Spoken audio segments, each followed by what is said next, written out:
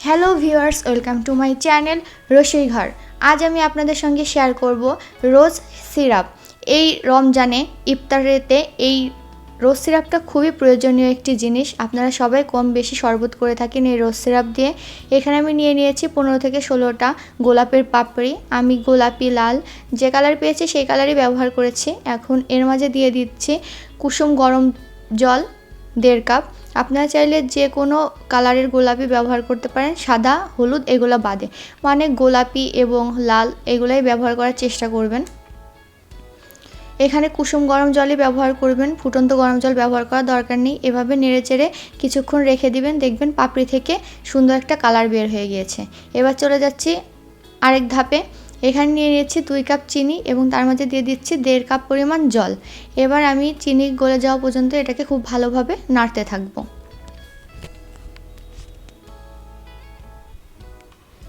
ভিডিওতে আপনাদেরকে বলে দেওয়া হবে যে কিভাবে এই রোজ সিরাপটা খুব সুন্দর গাঢ় হয়, একদম দোকানের মতো পারফেক্ট হয়। এই টিপসটা আপনাদেরকে আমি ভিডিওর শেষের দিকে দিয়ে দিব। চিনি গলে গিয়েছে, একটু ফুটতে উঠতে শুরু করেছে। এর মাঝে দিয়ে দিচ্ছি 1 টেবিল চামচ পরিমাণ লেবুর রস। আপনাদের কাছে যদি সাইট্রিক অ্যাসিড থাকে তাহলে সাইট্রিক অ্যাসিড দিবেন, আমার কাছে নেই সেজন্য আমি লেবুর রস ব্যবহার করেছি। এবার আমি দেখতেই পাচ্ছেন জলটা ছেঁকে নিয়েছি, পাপড়িগুলো ফেলে দিয়েছি, কত সুন্দর একটা কালার এসেছে। এখন পর্যন্ত এর মাঝে আমি ফুড কালার ব্যবহার করিনি। এবার এভাবে আস্তে আস্তে নাড়তে থাকবো এবং একটু একটু করে এই গোলাপের জলটা মিক্সড করতে থাকবো। কড়াইটা যেহেতু কালো সেজন্য রঙটা খুব ভালোভাবে বোঝা যাচ্ছে না, কিন্তু তারপরেও আপনারা হয়তো অনুমান করতে পারছেন যে খুব সুন্দর একটা কালার এসেছে। এভাবে ভালোভাবে নাড়তে থাকবেন। কিছুক্ষণ ফুটিয়ে নেওয়ার পর আমি ব্যবহার করছি 1 কাপ চিনি। এটাই হচ্ছে সেই টিপস। চিনি এভাবে 2 বারে ব্যবহার করলে রোজ সিরাপটা খুবই গাঢ় হয়। একবারে চাইলে ব্যবহার করতে পারেন, কিন্তু পারফেক্ট থিকনেস যদি আপনারা পেতে চান তাহলে এভাবে 2 বারে চিনি ব্যবহার করবেন, তাহলে থিকনেসটা খুবই সুন্দর আসবে, দোকানের মতো একদম পারফেক্ট হবে। আবার বেশ কিছুক্ষণ আমি জাল করে নিচ্ছি।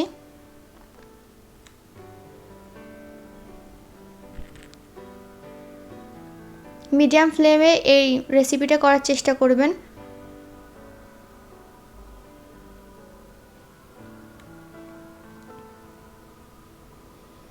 এই পর্যায়ে আমি ব্যবহার করছি সামান্য একটু লবণ। আপনারা চাইলে লবণটা বাদও দিতে পারেন, কিন্তু লবণ দিলে মিষ্টির ব্যালেন্সটা খুবই সুন্দর হয়, সেজন্য একটু লবণ আমি ব্যবহার করেছি।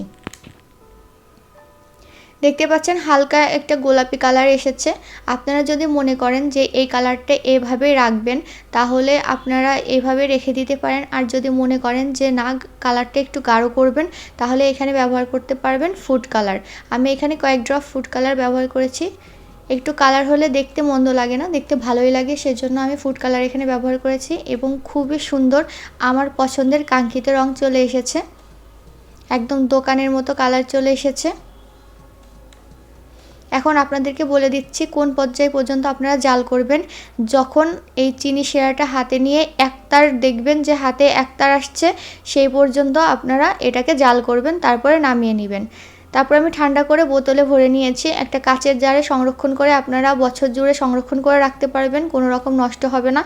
এক্সট্রা ফ্লেভার অ্যাড করারও কোনো দরকার নেই, কারণ ফ্রেশ ফুল ব্যবহার করলে এমনিতেই খুব সুন্দর একটা গোলাপের সুগন্ধ চলে আসবে আপনার এই রোজ সিরাপে, সেজন্য এক্সট্রা ফ্লেভার অ্যাড করার কোনো দরকার নেই। তারপরেও যদি আপনার প্রয়োজন মনে করেন এক্সট্রা রোজ ফ্লেভার আপনারা ব্যবহার করতে পারেন। আর এটাকে ফ্যানের বাতাস বা ফ্রিজে রেখে ঠান্ডা করার কোনো দরকার নেই, এটাকে আপনি ঠান্ডা হতে দিবেন, তাহলে রোজ সিরাপটা খুবই সুন্দর হবে, একদম দোকানের মতো পারফেক্ট হবে।